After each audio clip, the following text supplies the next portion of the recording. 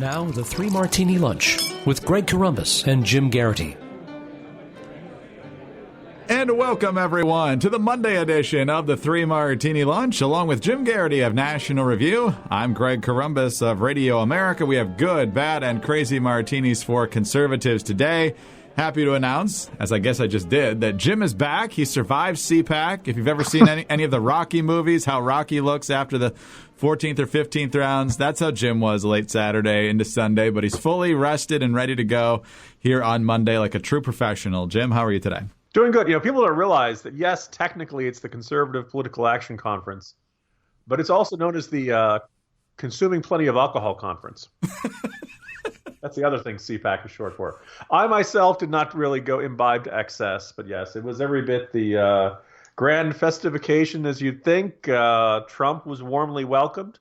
I wrote a little bit in the Morning Jolt today about this, that, on the one hand, that this is, good for him and he should relish it. Let's also point out, though, that most attendees are paying $300 a pop to get in there. So if you don't like Trump, I don't see you spending a lot of money to go show up and be surrounded by a bunch of his fans in red hats and stuff. So, well, hopefully you got some good swag from based on what I read in the Jolt. Apparently the David Clark bobbleheads were a hot item. I hope you got one of those before they ran out, and some other good swag there, I'm sure.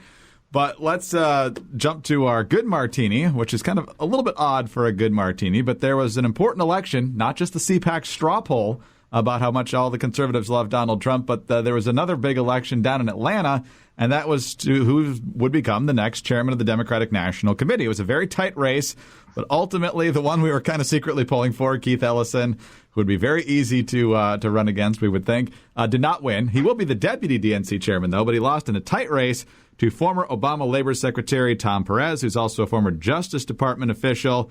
And as you put it in the Jolt today, Jim, if you're just barely more moderate than Keith Ellison, you're still pretty darn far to the left. And as you documented last year, when it looked like Perez might be on the short list for Hillary Clinton's running mate, this is a guy who is hard left. So for Republicans and trying to paint the Democrats as still completely out of touch with middle America and working class voters, this isn't necessarily a bad pick for us. No, this is not. In fact, you could argue it was something of a win-win.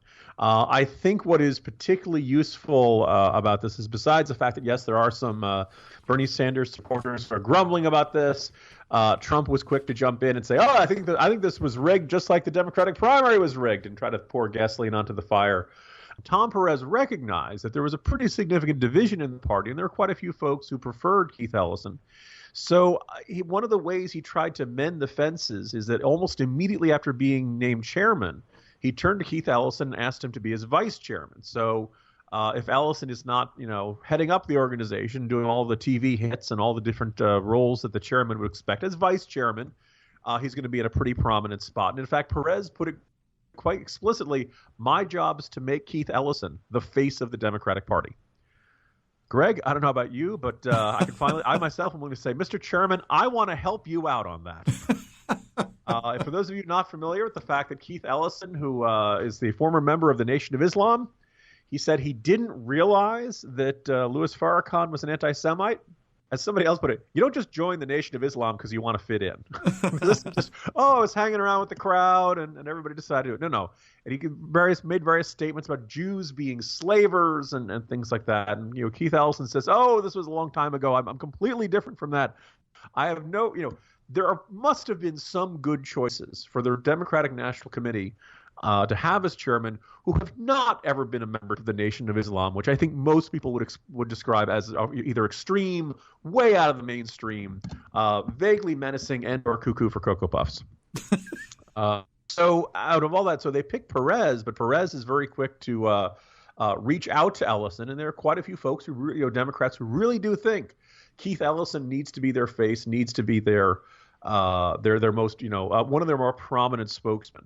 Now, as you mentioned that I'd written in the Jolt, This doesn't mean Tom Perez is the kind, cuddly, soft, moderate guy. He's just a little more buttoned down and better at hiding it. If you actually look at his record at the Department of Labor, look at his record at the Department of Justice, this is a guy who's every bit as extreme, just focused on using the regulatory mess of Leviathan state to get what he wants, and a great deal of basically telling workers, you don't realize how exploited you are. You don't realize how mean your employer is being to you. Thus, we in the government have to step in and set all kinds of rules for everything in your life, everything regarding work-life balance. You can't be trusted to negotiate that with your employers or make those decisions for yourself. We, the government, have to do this for you. My closing note that I thought was just very good. If the Democratic National Committee does not start paying its interns, which, oh, by the way, all internships at the DNC are currently unpaid. If they don't start paying them, we'll be able to throw this at them for a really long time and make the point that the guy who keeps pounding the table for $15 an hour as the minimum wage isn't willing to do anything like pay his interns. And, oh, by the way, when he was at the Department of Labor, he talked about the need for earn as you learn, and how Germany did a much better a job of this with professional apprenticeships and things like that. So kind of implying that he thought unpaid internships, there was something immoral about that. We'll see if he actually changes that policy at the Democratic National Committee. Wow. And it looks like they're going straight for identity politics again with this dynamic duo at the top of the party. So that should bode well for us. I mean, Howard Dean was a hardcore lefty, but he actually understood what it took to build the party from the grassroots level, which is what Perez says he wants to do. But as long as you have that sort of ideology at the top, I think conservatives and Republicans should be feeling pretty good, but they still have a lot of work ahead of them. But on to the bad Martini now, Jim, and the big kerfuffle on Friday at the White House was that there was a gaggle, and there were some more liberal outlets that were excluded, including CNN and the New York Times and a few other more liberal outlets. This is leading to what I like to call massive hypocrisy on both sides, because the Obama White House did this to Fox News on at least one occasion, and I think we probably talked about it at the time. They also went after James Rosen when he was a correspondent, I believe, at the Justice Department or the State Department, and basically harassed him, kind of treating him as an enemy of the government. And at that time, the Democrats, of course, had nothing to say. Now that the Democrats are being squeezed out, more conservative outlets are happy to say that, well, Obama did it, so how bad can it be? And, of course, the liberals are crying foul. Jim, it was wrong when Obama did it. It's wrong when Trump does it, and both sides keep crying about it in a way that only damages their own credibility.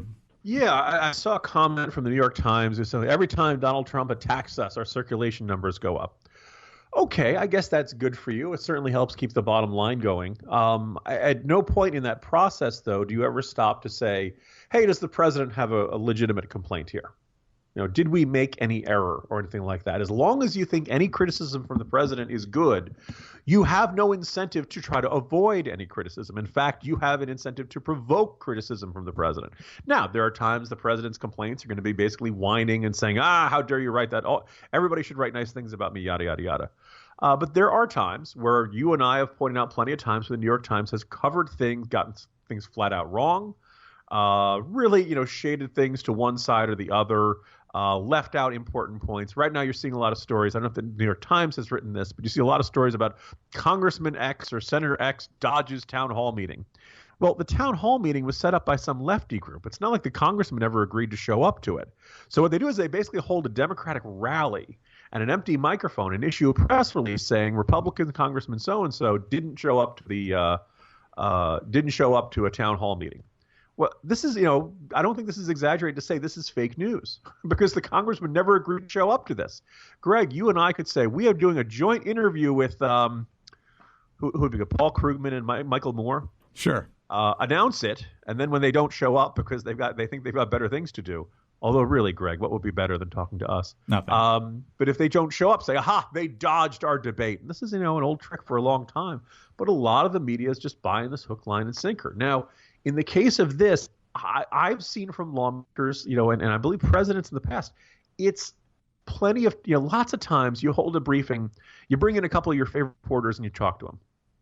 There's nothing wrong with that. There's nothing unethical with that. What the White House press corps starts tearing their hair out is when you do some sort of special briefing, right? Basically, you're saying, well, we're not going to let you in anymore.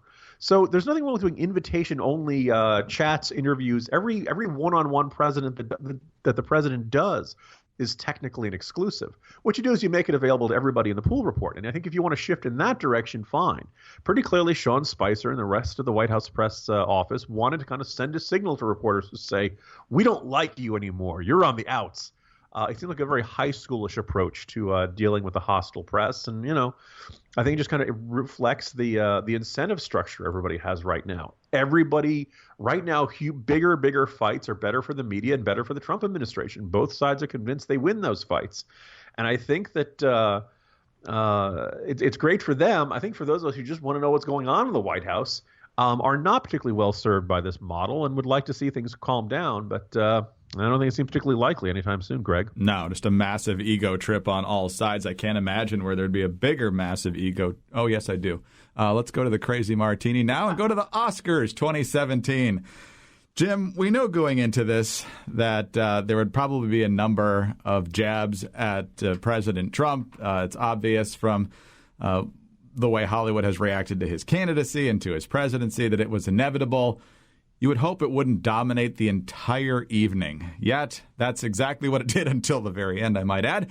Let's start with what was supposed to be an olive branch at the beginning from Jimmy Kimmel, but it lasted about 5 seconds. I'm not the man to unite this country, but it can be done. If every person watching this show, I don't want to get too serious, but there are millions and millions of people watching right now, and if every one of you took a minute to reach out to one person you disagree with, someone you like, and have a positive, considerate conversation, not as liberals or conservatives, as Americans. If we would all do that, we could make America great again. We really could. Oh, sounds great. A great healing moment. Yeah, not quite. Here's more Jimmy Kimmel. This broadcast is being watched live by millions of Americans and around the world in more than 225 countries that now hate us. And then he referred to the Trump insult of Meryl Streep. We are here tonight to honor great actors, but we're also here to honor the actors who seem great, but actually really aren't. And of all the great actors here in Hollywood, one in particular has stood the test of time for her many uninspiring and overrated performances. And that was actually a little funnier, but then he said, "Are you wearing an Ivanka tonight?" Then came perhaps the most distasteful joke, at least of the monologue. We're at the Oscars, the Academy Awards. You're nominated. You got to come. Your families are nominated. Your friends. Some of you will get to come up here on this stage tonight and give a speech that the President of the United States will tweet about in all caps during his 5 a.m. bowel movement tomorrow. Then came the actual presentations. One guy, a Mexican actor, was up there talking about how he's a migrant and an actor and doesn't like walls. This is while he was supposedly presenting an award.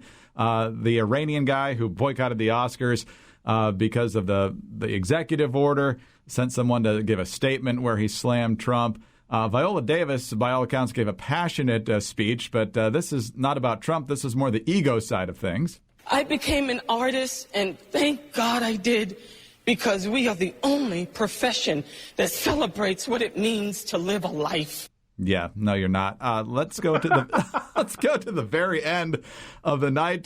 Best Picture: Warren Beatty, Faye Dunaway, and here's a montage of how that fiasco played out. And the Academy Award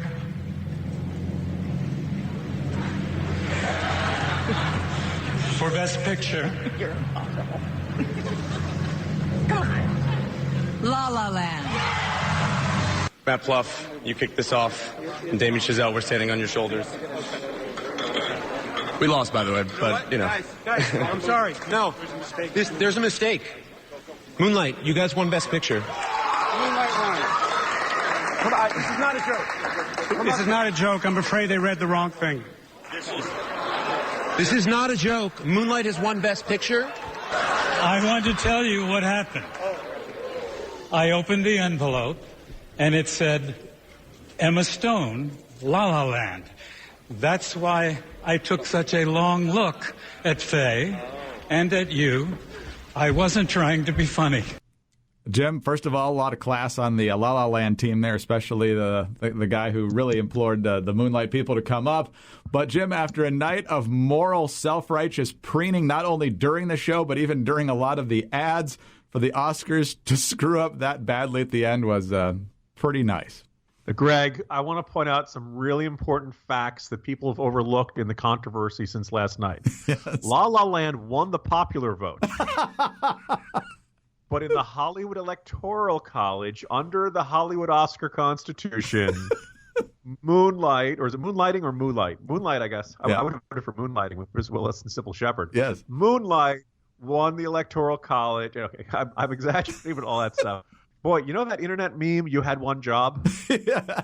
This is one of the classic you had one job moment. I just want to I think probably the best response to the whole thing was Steve Harvey, who tweeted out, "Hey, I went to bed last night. Did I miss anything?" Because Steve Harvey announced the wrong winner in, I believe it was the Miss Universe contest. Correct. Or something Yes. like that. So I tried a lot to unpack here. Yes, we were not the least bit surprised to see Trump bashing in the monologue. I actually thought Jimmy Kimmel was better than usual in this, because he didn't go too often in the laugh applause direction, where the joke isn't really that funny, but everyone in Hollywood knows there's the target is politically correct. So, well, we're going to applaud that, even though it didn't actually make us laugh.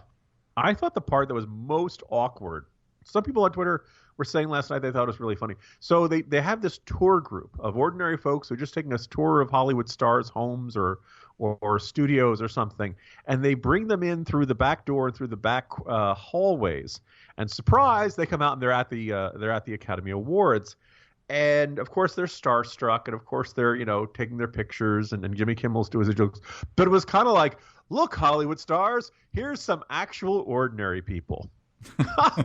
Those proles, aren't they wacky?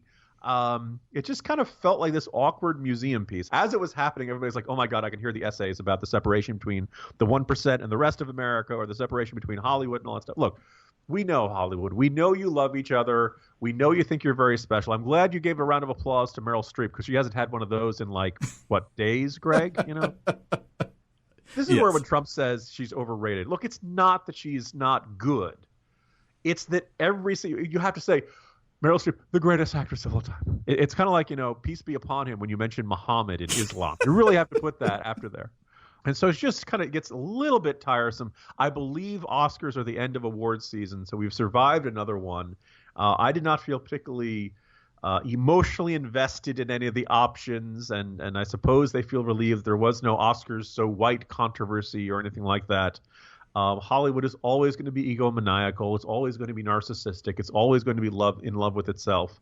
And it's always going to kind of look down its nose at the rest of the country. And that's part of what makes the elites the elite, is their separation from the rest of us.